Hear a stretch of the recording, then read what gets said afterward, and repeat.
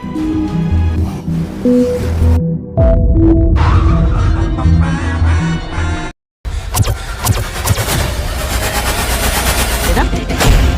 పట్టించుకోరా? Welcome to 360 Tamil. இன்னைக்கு இந்த வீடியோல கன்னட சினிமால வெளியான தரமான 8 கிரைம் த்ரில்லர் படத்தை பத்தி தான் பார்க்க போறோம். இந்த 8 படங்களும் உங்களுக்கு பிடிக்கும் நம்புறேன். இந்த 8 படங்கள் எந்தெந்த ஓடிடில அவைலபிளா இருக்கு, எதெல்லாம் தமிழ்ல இருக்கு, எதெல்லாம் இல்லைன்றத சொல்றேன். அது மூலியமா ஃபுல் படத்தை பார்க்கணும்னு நினைக்கிறவங்க பாருங்க. இந்த படங்களெல்லாம் நானும் எக்ஸ்பிளைன் பண்ணியிருக்கேன். அதை கேட்கணும்னு நினைக்கிறவங்க என்னோட சேனல்ல போய் கேளுங்க.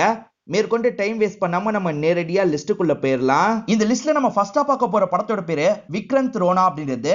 இந்த படம் 2022 ரிலீஸ் ஆச்சு. இது ஒரு பக்காவான சஸ்பென்ஸ் த்ரில்லர் படம்னு சொல்லலாம். பீரியாடிக் செட்டப்ல சூப்பரா எடுத்திருப்பாங்க. இந்த படத்தை பொறுத்த வரைக்கும் டிஸ்னி ஹாட்ஸ்டார்லயும் ஜி5லயும் அவைலபிளா இருக்கு. தமிழ்ல கூட இந்த படம் இருக்கு. பார்க்கணும்னு நினைக்கிறவங்க ஃபுல் படத்தை பாருங்க. முதல்ல இந்த படத்தோட பிளாட்டை பத்தி சொல்றேன். ஒரு கிராமத்தை நமக்கு காட்டுறாங்க. அந்த கிராமத்தை பொறுத்த வரைக்கும் எட்டு மாதிரி ஒரு நபர் இருப்பாரு. அந்த எட்டோட சொந்தக்காரங்க இருக்காங்கல்ல, கல்யாண விஷயமா இந்த ஊருக்கு வந்திருக்காங்க.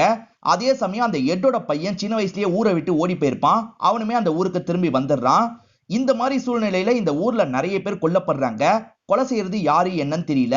இதெல்லாம் விசாரிக்கிறதுக்காக விக்ரந்த் ரோனா அப்படின்ற ஒரு ஆபீசர் வராரு. ஏன்னா கடைசியே இந்த ஊர் இன்ஸ்பெக்டரே கொல்லப்பட்டிருப்பாரு. அதனால தான் விக்ரந்த் ரோனா விசாரிக்கிறதுக்காக இந்த இடத்துக்கு வராரு. தனியா வரமாட்டாரு, அவர் பொண்ணையும் கூட்டு தான் வருவாரு. அப்படி விசாரிக்க ஆரம்பிக்கிறவருக்கு இந்த ஊர்ல நிறைய பிரச்சனை ஏற்படுது. நிறைய பேர் இவரை கொல்றதுக்கெல்லாம் ட்ரை பண்றாங்க. கொல்ல ட்ரை பண்றது யாரு, இதுக்கெல்லாம் பின்னாடி யார் இருக்கான்னு கண்டுபிடிக்கிறதுக்காக இவர் பயங்கரமா விசாரணை பண்றாரு. அதே மாதிரி நடக்கிற கொலைக்கும் இந்த குடும்பத்துக்கும் ஏதாவது சம்பந்தம் இருக்கா அப்படின்ற மாதிரிலாம் விசாரிக்கிறது.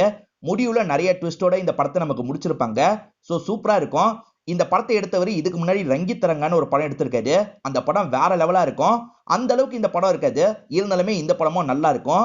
இது வரைக்கும் பார்க்கலனா கண்டிப்பா தமிழ்ல இந்த படத்தை பாருங்க. இந்த லிஸ்ட்ல நம்ம செகண்டா பார்க்க போற படத்தோட பேரு பஜ்ரங்கி அப்படின்றது. இந்த படத்துல சிவராஜ்குமார் தான் லீட் ரோல் பண்ணிருப்பாரு. இந்த படம் ஜி5ல இருக்கு. தமிழ்லயே கூட இந்த படம் இருக்கு. பார்க்கணும்னு நினைக்கிறவங்க ஃபுல் படத்தை பாருங்க. இந்த படம் 2013ல தான் வெளியாச்சு. இந்த படத்தோட பிளாட்டை பத்தி சொல்றேன். நம்ம ஹீரோவோட பேரு ஜீவா அப்படின்றது. ஜீவாவை பொறுத்த வரைக்கும் பிரசன்ட்ல நிம்மதியான ஒரு வாழ்க்கையை வாழ்ந்துட்டு இருக்காரு. இவர் ஒரு பொண்ணை பாக்குறாரு. அந்த பொண்ணை பிடிச்ச லவ்லாம் பண்ணிட்டு இருக்காரு. இந்த மாதிரி ஒரு சமயத்துல ஒரு கிராமத்தை கிராஸ் பண்றாரு. அந்த கிராமத்துக்குள்ள போகும்போது இவருக்கு பழைய விஷயங்கள்லாம் ஞாபகம் வருது. அதாவது பூர்வ ஜென்மத்துல இவர் வேற ஒருத்தரா இருந்திருக்காரு போல. அந்த ஞாபகம்லாம் இவருக்கு வர ஆரம்பிக்குது. அதோட கதை லிங்க் ஆகும். அதுக்கு மேல என்னெல்லாம் நடக்குதுன்னு சொல்ற படம் தான் இந்த படம். பஜ்ரங்கி 1 அதே மாதிரி தான் இருக்கும், 2 அதே மாதிரி தான் இருக்கும். ரெண்டு படத்தோட கதையும் வேற வேறையா இருந்தாலும் சரி, இந்த பாஸ்ட் பிரசன்ட் சிங்க் ஆகுது பாத்தீங்களா, அந்த மாதிரி தான் ரெண்டு படத்தையும் எடுத்திருப்பாங்க. ஃபர்ஸ்ட் பார்ட் நல்லா ஓடினதுனால தான் செகண்ட் பார்ட்டை எடுத்தாங்க. ஆனா ஃபர்ஸ்ட் பார்ட்டை விட செகண்ட் பார்ட் நல்லா இருக்கும். செகண்ட் பார்ட்ல பாவனெல்லாம் வருவாங்க. இந்த படத்தை பார்க்கணும்னு நினைக்கிறவங்க ஃபுல்லா பாருங்க. இந்த ரெண்டு படங்களும் தமிழ்ல இருக்கு.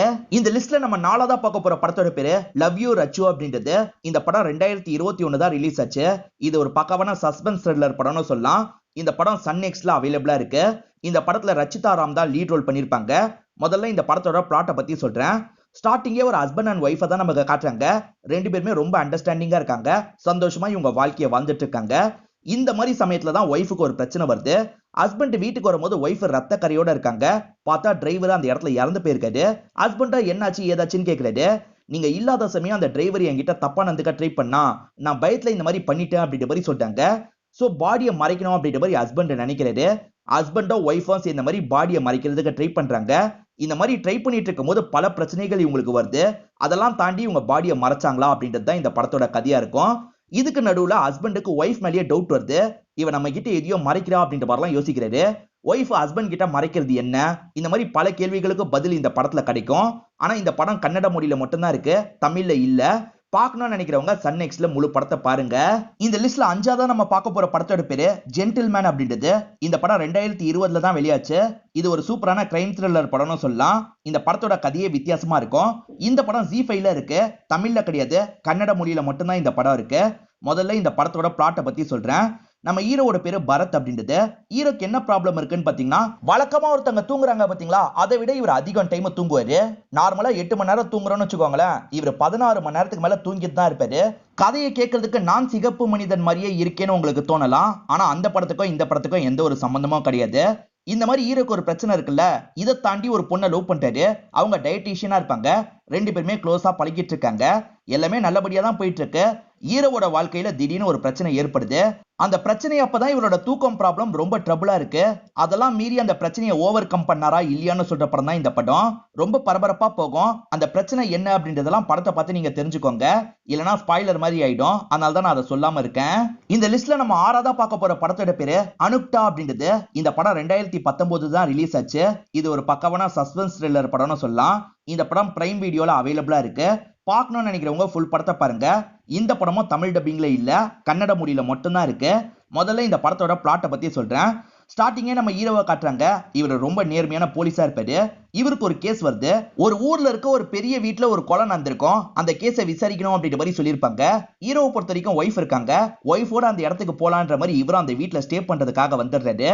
அந்த வீட்டுல நிறைய அமானுஷ்யமான விஷயங்கள்லாம் நடக்குது அப்படின்ற மாதிரி இந்த ஊரை சுத்தி பேச்சு இருக்கும். எல்லாருமே ஹீரோவை பயம்புத்துற மாதிரிலாம் பேசிட்டு இருக்காங்க. அதெல்லாம் தாண்டி ஹீரோ அந்த வீட்டுல ஸ்டே பண்றாரு. உண்மையிலேயே அந்த வீட்டுல என்னதான் நடந்தது அப்படின்றத தேடி கண்டுபிடிக்க ட்ரை பண்றாரு. கடைசியில அந்த கொலைக்கான காரணத்தை கண்டுபிடிச்சாரா இல்லையான்னு சொல்ற படம் தான் இந்த படம். ரொம்ப சூப்பரா இருக்கும். இதுக்கு முன்னாடி பார்க்கலனா கண்டிப்பா இந்த படத்தை பாருங்க. இந்த லிஸ்ட்ல நம்ம ஏழாவதா பார்க்க போற படத்தோட பேரு அவனே ஸ்ரீமன் நாராயணா அப்படின்ற படம். இது ஒரு பக்கவான ஃபேண்டசி கலந்த த்ரில்லர் படம்னு சொல்லலாம். இந்த படம் 2019 தான் ரிலீஸ் ஆச்சு.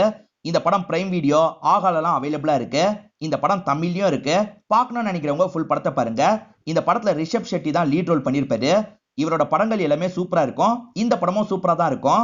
முதல்ல இந்த படத்தோட பிளாட்டை பத்தி சொல்றேன். நம்ம ஹீரோவோட பேரு நாராயணா அப்படின்றது. புதுசா ஒரு ஊருக்கு தான் இன்ஸ்பெக்டரா இவர் சார்ஜ் எடுக்கிறதுக்காக வந்திருக்காரு.